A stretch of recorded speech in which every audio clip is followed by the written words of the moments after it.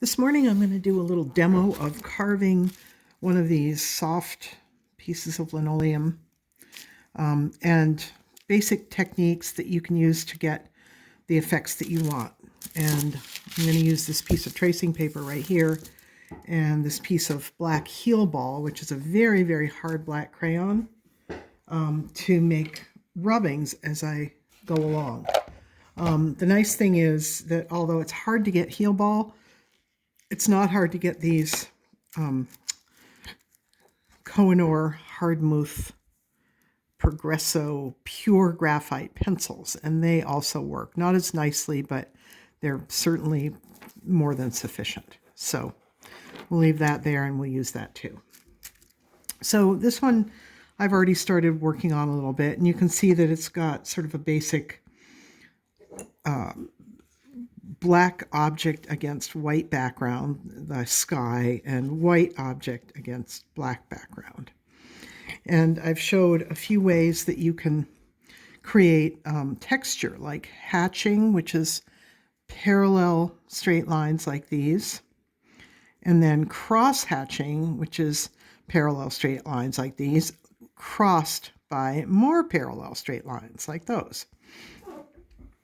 This is what I would call stippling, where you're making tiny little marks with your tool. Remember, each time you carve anything out of the surface of a block, the block is, when covered with ink, is going to print all black. Any little mark on it is going to print white.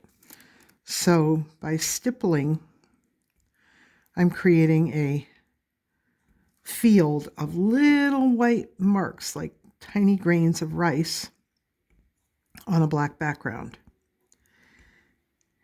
And after I've made a cloud of little stipples like that, I'll show you how they look when a rubbing is made. So I'll use the edge of the heel ball, and that's how that stippling looks. It makes kind of a gray effect. I'll rub it now with the pencil. You can see not as good, but you still get the effect, right? And especially with tracing paper, it's really not too bad. So I'll do a little bit of hatching just to show you how that's done. So I've got this leaf here, which I've created sort of the idea of a light source coming from this direction. So that's why this part of the leaf is highlighted. This part of the petal is highlighted. And this one I can carve out a little bit, and this here. But for now, I think I'll just work on this leaf or maybe this leaf. So one of the tricks that I love to share is that if you have an X-Acto knife, where did you go, X-Acto?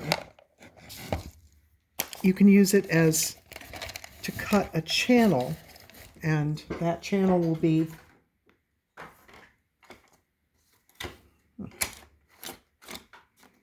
lost my X-Acto knife.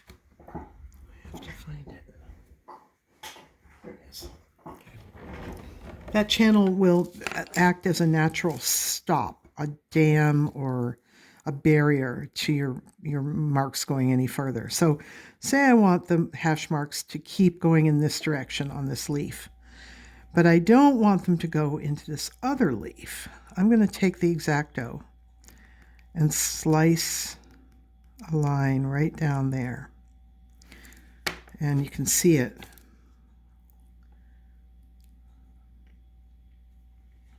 And you can see some other lines I've sliced too. One there, one there, one there.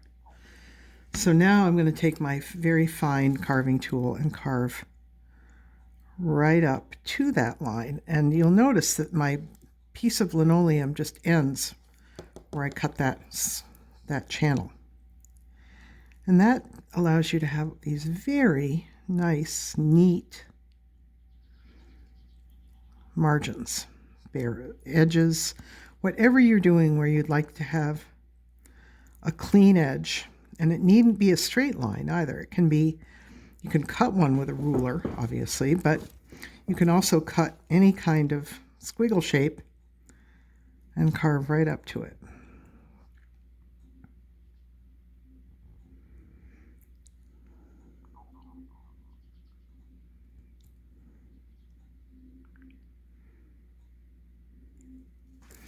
Okay, so now you can see I've got these hatch marks going right up to that cut.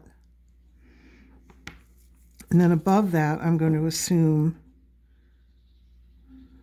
that light is hitting this leaf. So I'm going to just carve out the inner portion of it and use a bigger tool, one that can take off a little bit more material. One of the things that I want you to always keep in mind is how keeping your tool quite low, at a very low angle to the block, very horizontal to the block. If you dig in too hard like this, you'll make a mark for sure, but it won't be efficient and it might gouge right through your material.